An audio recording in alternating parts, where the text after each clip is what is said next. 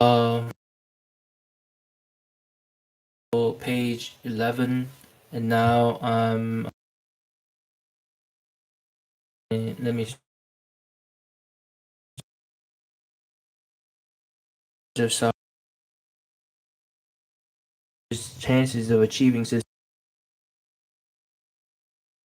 the fitting behavior that keeps most investors from reaching their full potential. Back in the boom years of the late 1990s, when technology stocks seemed to be doubling in value every day, the notion that you could lose almost all your money seemed absurd. But by the end of 2002, uh, many of the dot com and telecom stocks had lost 95% of their value uh, uh, or more. Once you lose 95% of your money, you have to gain 1,900% just to get back to where you started. Taking a foolish risk can put you so deep in the hole that it's virtually impossible to get out. That's why Graham constantly emphasizes the importance of avoiding losses, not just in chapter 6, 14, and 20, but the threads of warning that he has woven throughout his entire text. But no matter how careful you are, the price of your investments will go down from time to time. While no one can eliminate that risk, mm, Grant will show you how to manage it and how to get your fears under control. Are you an intelligent investor? Now let's answer a vitally important question. What exactly does Graham mean by intelligent investor? Back in the first edition of this book, Graham defines the term. It makes it clear that this kind of intelligence has nothing to do with IQ or SAT scores. It simply means being patient, disciplined, and eager to learn. You must also be able to harness your emotions and think for yourself. The kind of intelligence, explains Graham, is a trait more of a character than of the brain. There's proof that high IQ and higher education are not enough to make an investor intelligent. In 1998, Long Term Capital Management LP, a hedge fund run by a battalion of mathematicians, computer scientists, and two Nobel Prize winning economists, lost more than $2 billion in a matter of weeks on a huge bet that the bond market would return to normal. But the bond market kept right on becoming more and more abnormal, and LTCM has borrowed so much money that it's collapsed, nearly capsized the global financial system. And back in the spring of 1720, Sir Isaac Newton owned the shares in the South Sea Company, the hottest stock in England, sensing that the market was getting out of hand. The great physicist muttered that he could calculate the motions of the heavenly bodies, but not the madness of the people. Newton dumped his South Sea shares, pocketing 100% profit totaling $7,000, but just months later swept up in the wild enthusiasm of the market. Newton jumped back in at a much higher price and lost 20,000 pounds or more than $3 million in today's money. For the rest of his life, he forbade anyone to speak the word South Sea in his presence. Sir Isaac Newton was one of the most intelligent people who ever lived, as most of us would define intelligence. But in Graham's terms, Newton was far from an intelligent investor. By letting the roar of the crowd override his own judgment, the world's greatest scientist acted like a fool. In short, if you failed investing so far, it's not because you're stupid. It's because, like Sir Isaac Newton, you haven't developed the emotional discipline that successful investing requires. In Chapter 8, Graham describes how to enhance your intelligence by harnessing your emotions, refusing to stoop to the market level of irrationality. There you can master his lesson that being an intelligent investor is more a matter of character than brain. A chronicle of calamity. Now let's take a moment to look at some of the major financial developments of the past few years. The worst market crash since the Great Depression, with US stocks losing 50.2% of their value, or $7.4 trillion between March 2000 and October 2002.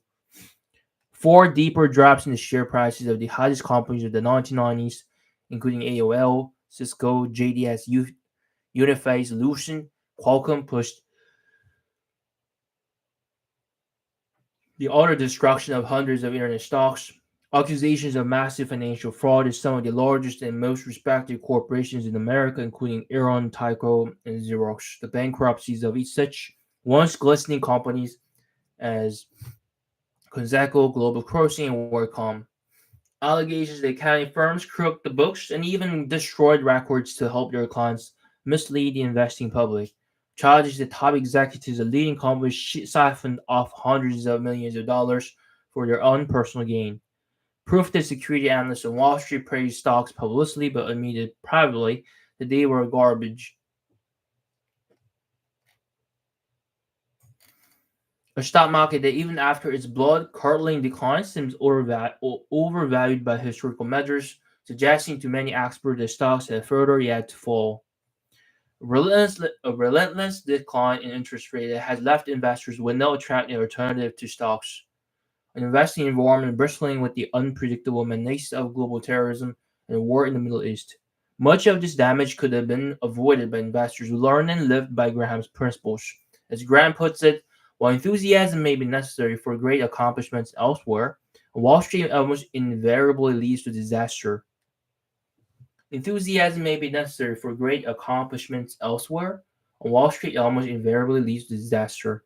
But letting themselves get carried away on internet stocks, on big growth stocks, on stocks as a whole, many people make the same stupid mistakes as Sir Isaac Newton.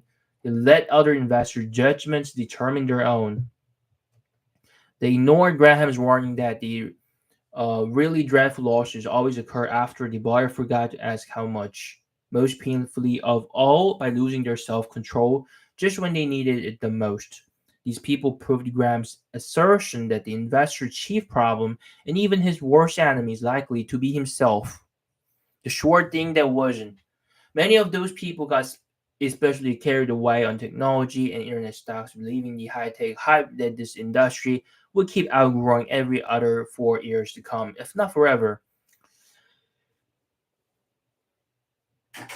In mid 1999, after earning a 117.3% return in just the first 5 months of the year, Moment Internet fraud fund portfolio manager Alexander Chong predicted that his fund would gain 50% a year over the next 3 to 5 years, and an annual average of 35% over the next 20 years. After his Armando Technology Fund rose an incredible 248.9% in 1999, portfolio manager Alberto Villa ridiculed anyone who dared to doubt that the internet was a perpetual money making machine. Um, if you're out of this sector, you're going to underperform. You're in a horse and buggy, and I'm in a Porsche. You don't like tenfold growth opportunities, then go with someone else. In February 2000, hedge fund manager James J. Kramer proclaimed that the internet related companies are the only ones worth owning right now. These winners of the new world, as he called them, are the only ones that are going higher consistently in good days and not bad. Kramer even took a posh shot at Graham. You have to throw out all of the matrix, matrices and formulas and text that existed before the web. If we used any of what Graham and Dodd teaches, we wouldn't have a dime under management. All these so-called experts ignore Graham's sober words of warning. Obvious prospects for fiscal growth in business do not translate into obvious profits for investors. Obvious prospects for fiscal growth in the business. What seems easy to foresee, which industry will grow the fastest, that foresight has no real value if most other investors are already expecting the same thing.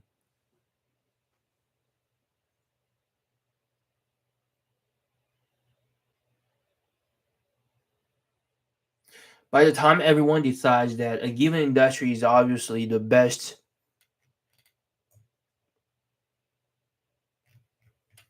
one to invest in, the prices of its stocks have been beat up so high that its future returns have nowhere to go but down.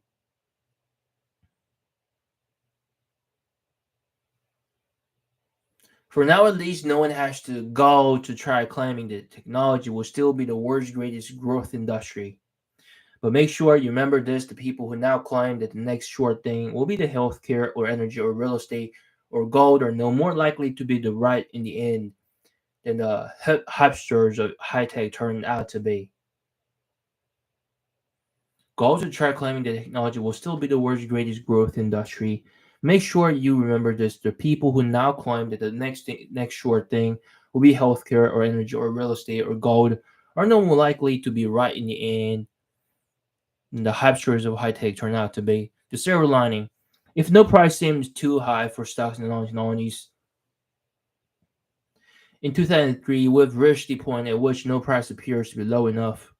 The pendulum has swung, as Graham knew it always does, from irrational exuberance to unjustifiable pessimism. In 2002, investors yanked $27 billion out of stock mutual funds. A survey conducted by the Securities Industry Association found that one out of 10 investors had cut back on stocks by at least 25%. The same people who were eager to buy stocks in the late 1990s when they were going up in price and therefore becoming expensive, sold stocks as they went down in price and by definition became cheaper. As Graham shows so brilliantly in Chapter 8, this is exactly backwards. The intelligent investor realizes that stocks become more risky, not less, as their prices rise, and less risky, not more.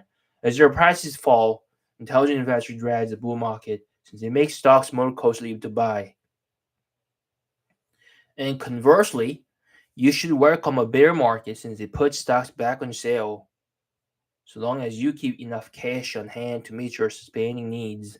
So take heart, the death of the bull market is not the bad news everyone believes it to be. Thanks to the decline in stock prices, now is a considerably safer and saner time to be building wealth. Read on and let Graham show you how.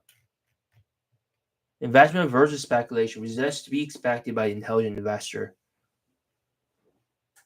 This chapter will outline the viewpoints that will be set forth in the remainder of the book. In particular, we'll wish to develop at the outset our concept of appropriate portfolio policy for the individual, non-professional investor. Investment versus speculation. What do we mean by investor? Throughout this book, the term will be used in contradistinction to speculator. As far back as 1934, in our textbook Security Analysis, we attempted a precise formulation of the difference between the two as follows. An investment operation is one which, upon due analysis, promises safety of principal and an adequate return. Operations not meeting these requirements are speculative. While we have clung tenaciously to this definition over the ensuing 38 years, it is worthwhile noting the radical changes that have occurred in the use of the term investor during this period. After the great market decline of 1929 to 1932, all common stocks were widely regarded as speculative by nature. A leading authority stated flatly that only bonds could be bought for investment. Thus, we had then to defend our definition against the charge that it gave too wide scope to the concept of investment. Now, our concern is of the opposite sort. We must prevent our readers from accepting the common jargon which applies the term investor to anybody and everybody in the stock market. In our last edition, we cited the following headline of front page article of our leading financial journal in June 1962. In October 1970, the same journal had an editorial critical of what he called reckless investors, who this time were rushing in on the buying side. These quotations will illustrate the confusion that has been dominant for many years in the use of the words investment and speculation. Think of our suggested definition of investment given above and compare it with the sale of a few shares of stock by an inexperienced member of the public who does not even own what he is selling. And he has some largely emotional conviction that he will be able to buy them back at much lower price. It's not irrelevant to point out that when the 1962 article appeared, the market had already experienced a decline of major size and was now getting ready for an even greater upswing. It was about as poor a time as possible for selling short. In a more general sense, the later used phrase reckless investors could be regarded as a laughable contradiction in terms, something like spend throughout the mothers, where this misuse of language is not so mischievous. The newspaper employed the word investor in these instances because, in the easy language of Wall Street, everyone who buys or sells a security has become an investor, regardless of what he buys or for what purpose or at what price or whether for cash or on margin. Compare this with the attitude of the public toward common stocks in 1948. When over 90% of those queried expressed themselves as opposed to the purchase of common stocks, about half gave as their reason not safe a gamble, about half The reason not familiar with is indeed ironical. The common stock purchases of those kinds were quite generally regarded as highly speculative, risky at the time. They are selling on the most attractive basis, and due soon to begin their greatest advance in history. Conversely, the very fact they had advanced to what were undoubtedly dangerous levels, as judged by past experience, later transformed them into investments. An entire stock bond probably into investors. The distinction between investment and speculation in common stock has always been a useful one, and its disappearance is a cause for concern. We've often said that Wall Street, as an institution, would be well advised to reinstate this distinction and to emphasize it in all dealings with the public. Otherwise, the stock exchanges may someday be blamed for having speculated losses, which those who suffered them had not been properly warned against. Ironically, once more, much of the recent financial embarrassment of some stock exchange firms seems to have come from the inclusion of speculative common stocks and their own capital funds. We trust that the reader of this book will gain a reasonably clear idea of the risks that are inherent in common stock commitments, risks which are inseparable from the opportunities of profit that they offer, and both of which must be all looked for in the investor's calculations. What we have just said indicates that there may no longer be such a thing as a sum and pure investment policy comprising representative common stocks. In the sense that one can always wait to buy them at a price that involves no risk of a market or quotational loss large enough to be disquieting. In most periods, the investor must recognize the existence of a speculative factor in his common stock holdings. It is his task to keep this component within minor limits and to be prepared financially and psychologically um, for the adverse results that may be short or long duration. Two paragraphs should be added about stock speculation per say as distinguished from the speculated component now inherent in most representative common stocks. Outright speculation is neither illegal, immoral, nor fattening the pocketbook. More than that, some speculation is necessary and unavoidable. For in many common stock situations, there are substantial possibilities of both profit and loss. The risk therein must be assumed by someone. There is intelligent speculation as there is intelligent investing, but there are many ways in which speculation may be unintelligent. Of course, of these, the foremost are speculating when you think you're investing, speculating seriously instead of a pastime, when you lack proper knowledge and skill for it, and risking more money in speculation than you can afford to lose. In our conservative view, every non-professional who operates on margin plus should recognize that he's if so factor speculating, and it is his broker's duty so to advise him. Everyone who buys a so-called hot common stock issue or makes a purchase in any way similar thereto is either speculating or gambling. Speculation is always fascinating. It can be a lot of fun. While you are ahead of the game, if you want to try your luck, as it put aside a portion, the smaller the better, or the capital in a separate fund for this purpose. Never add more money to this account just because the market has gone up and profits are rolling in. There's a time to think of taking money out of your speculative fund. Never mingle your speculative and investment operation in the same account, nor in any part of your thinking. Results to be expected by the defensive investor. We've already defined that defensive investor as one interested chiefly in safety plus freedom from bother. In general, what course should he follow? What return can he expect under average normal conditions, if such conditions really exist? To answer these questions, we shall consider first what we wrote on a subject 7 years ago. Next, what significant changes have occurred since then, and the underlying factors governing the investor's expected return. And finally, what he should do and what he should expect under present day conditions. What we said 6 years ago. We recommend that the investor divide his holdings between high grade bonds and leading common stocks, that the proportion held in bonds be never less than 25% or more than 75%, with the converse being necessarily true for the common stock component.